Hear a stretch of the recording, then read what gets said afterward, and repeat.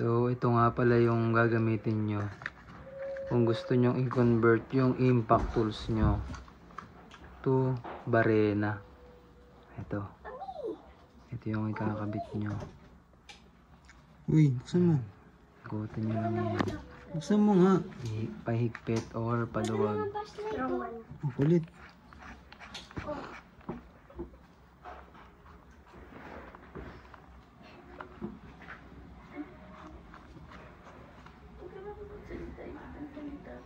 Bossing, ano gawa mo? Paano gawa mo?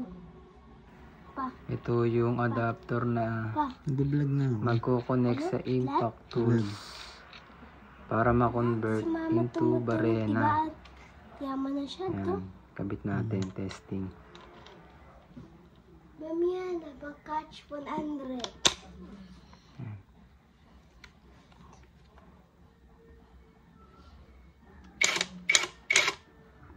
Ayan, pwede nang gamitin. Ako yalas. Nagkakayalas. Strong man. Pwede mo nang kabitan ng bala. Pwede to use na yan.